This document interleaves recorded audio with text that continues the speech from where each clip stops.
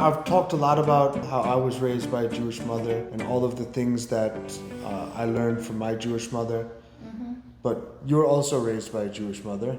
What are some of the things that you learned from her, or what are some things that you do differently from her, or how you were raised? My mom never raised her voice, so I guess I learned that too from her. I don't know what to say. My mom was a wonderful woman. I could never hope to be as kind as she was.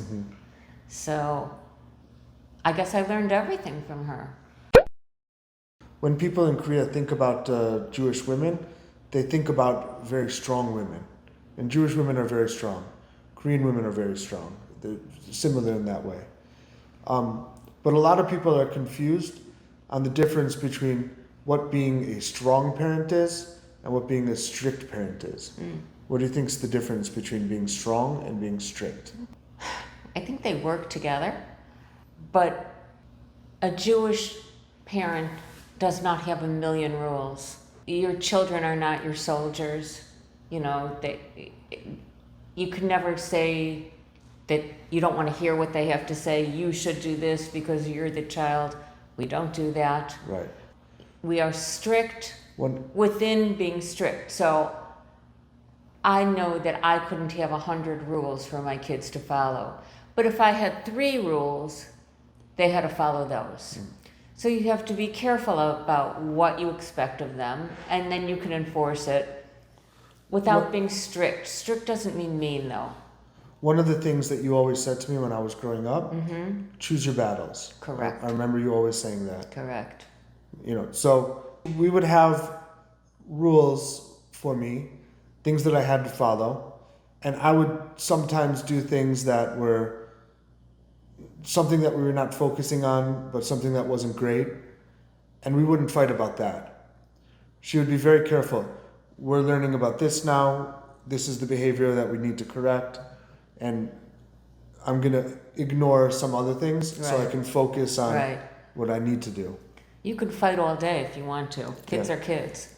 And you were also, another difference between being strong and being strict. You were a strong mom in that you did everything that you could to protect me from the outside world, everything you could do to advocate for me in school and in clubs and activities, and to make the world around me. It's definitely a Jewish thing. Right, into a place that I could thrive in. And I think that's being strong. It's being strong. I didn't, it didn't, if I felt that my children were being wronged, I was right there. I was in the teacher's face. I was in the principal's face. I didn't care who they were. I would stand up for what I believed was right. That doesn't mean sometimes I didn't have to back down because I wasn't right. But I was there to fight for them. And my daughter, Justin's sister, is just learning that with her daughter. They were trying to move her out of a class she wanted to be in. And this is an American saying. I said, the squeaky wheel gets the grease. If you don't go in there and you don't stand up for what you think is right, they can step all over you. That's the strong part. So when it comes to your children, you go in there and you do whatever it takes to get them what they need. I don't think there was ever a year in school when my teachers didn't know my mom. True. They all knew.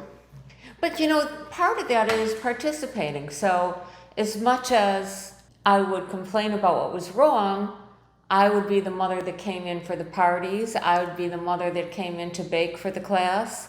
Always helping. I would be the mother that came in to read when they needed someone to volunteer. There's a balance. You have, again, relationships. You have to have a relationship with those teachers as well.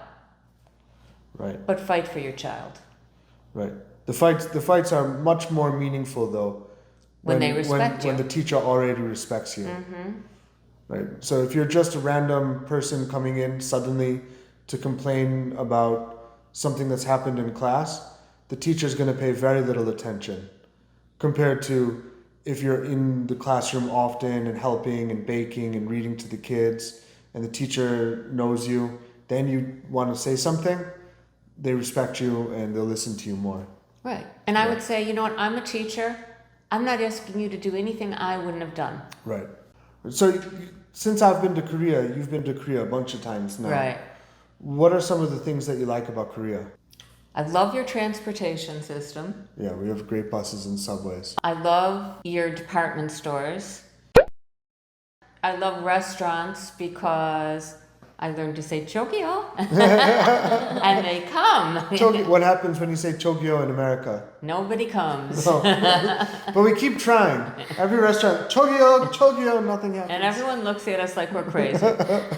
You know, your service in the restaurants is much better. No tips. No tips. I like that you don't have to tip.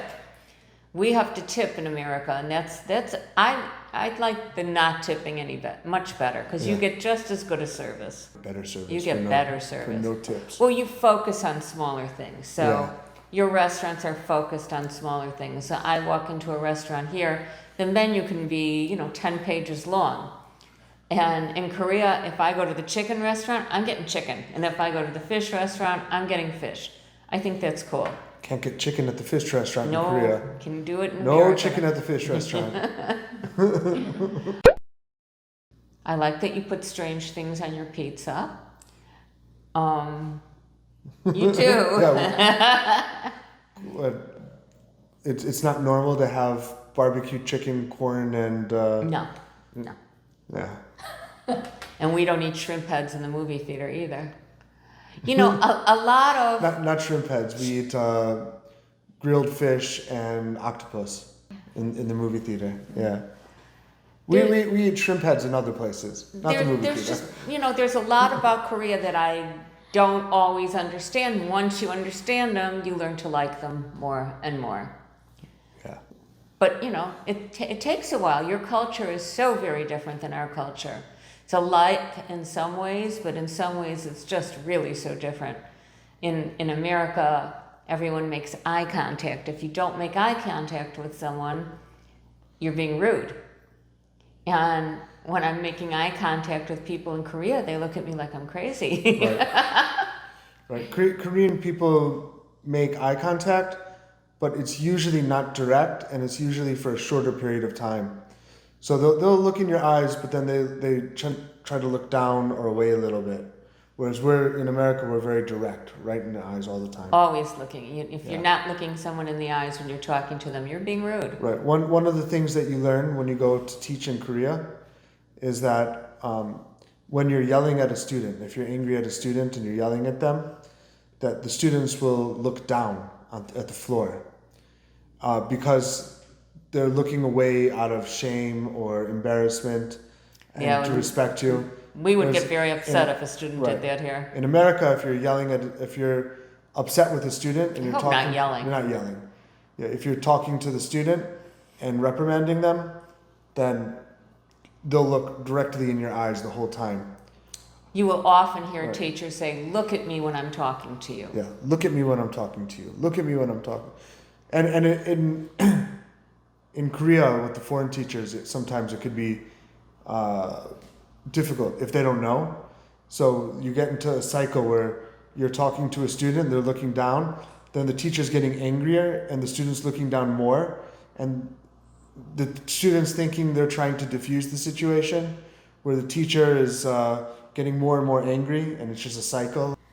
Another different thing in the eye contact is teachers, if a student is looking at a teacher in the classroom, then the teacher will probably call on that student at some point. They think they're not paying attention? No, because they're looking so they can get called on. So all the students try to look down so that they Doesn't never work. They never get called on. In America, if you're looking down, that's when you're going to get called on. In America, it's different. If you look down, then the teacher's like, "Oh, she's not paying attention. So I need to call on that student, make sure they're paying attention." However, But if you look as at a the teacher, student- my philosophy was if a student's looking down, don't call on them because you don't want to embarrass them. There's no point in embarrassing a student. Right, but as a teacher, there's a lot of tools in your toolbox. Yes. So if the student's looking down, you don't have to call them out, but you can tap them on the shoulder. Yes. or you can Walk by their desk by their and go like desk, that, yeah. or you can just say something to all the students to get everyone's attention at the same time. You don't let the student just look down. You use other tools to get them engaged So too. when you ask what I like about Korea, I probably like everything about Korea once I learn to understand it. But there's a very big learning curve in getting used to what things are like in Korea as opposed to what things are like here, which, your family has learned coming to America. Right. There's a very big difference. There's a lot of cultural differences, Yeah. and they're not all easy to understand in the beginning. It's just a matter of getting comfortable with them, and then they're good. Right. So before we finish, is there anything that you want to say to the Korean parents? Thank you for listening to us. And I hope you understand that everything we're talking about is up to your interpretation and for you to think about and learn about in a way that's comfortable for you. Thank you for the opportunity. And I love my son.